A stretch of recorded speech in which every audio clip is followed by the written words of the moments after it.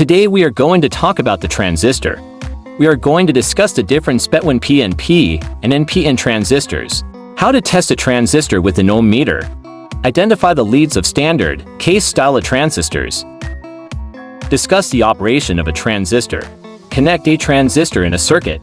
Transistors are made by connecting three pieces of semiconductor material. There are two basic types of transistors, the NPN and the PNP.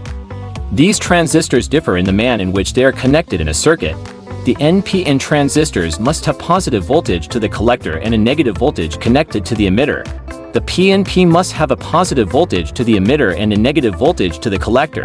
The base must be connected to the same polarity as the collector to forward bias the transistor. Notice that the arrows on the emitters point in the direction of conventional current flow. If the polarity of the output of the ohm meter leads is known, the transistors can be identified as NPN or PNP. An NPN transistor will appear to an ohm meter too. Be two diodes with their anodes connected. The positive lead of the ohm meter is connected to the base of the transistor. A diode junction should be seen between the base collector and the base emitter.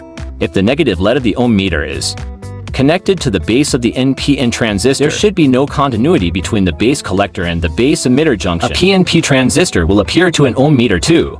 Be two diodes with their cathodes connected. If the negative lead of the ohm meter is connected to the base of the transistor, a diode junction should be seen between the base collector and the base emitter. If the positive ohm meter lead is connected to base, there should be no continuity between base collector or the base emitter. The simplest way to describe the operation of a transistor is to say that it operates like an electric valve. Current will flow through the collector emitter until current flow through the base emitter.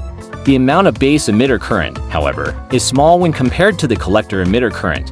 For example, assume that when 1 milliamp of current flows through the collector emitter junction, 100 milliamps of current flow through the collector emitter junction. If this transistor is a linear device, an increase or decrease of base current will cause a similar increase or decrease of the collector current.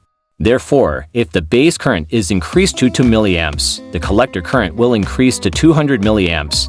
If the base current is decreased to 0.5 or half milliamps, the collector current will decrease to 50 milliamps.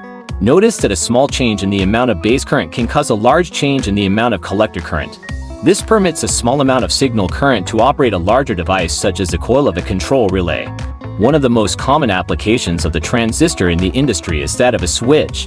When used in this manner, the transistor operates like a digital device instead of an analog device. The term digital means a device has only two states, such as on and off. An analog device can be adjusted to different states.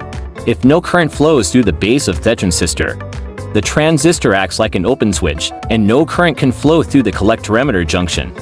If enough base current is applied to the transistor to turn it completely on, it acts like a closed switch and permits current to flow through the collector emitter junction. This same action produced by the closing contacts of a relay or motor starter. But unlike a transistor, a relay or motor starter cannot turn on and off several thousand times a second. Tomorrow we will talk about the unijunction transistors or UJT. Thank you for watching, and please like, share, and subscribe.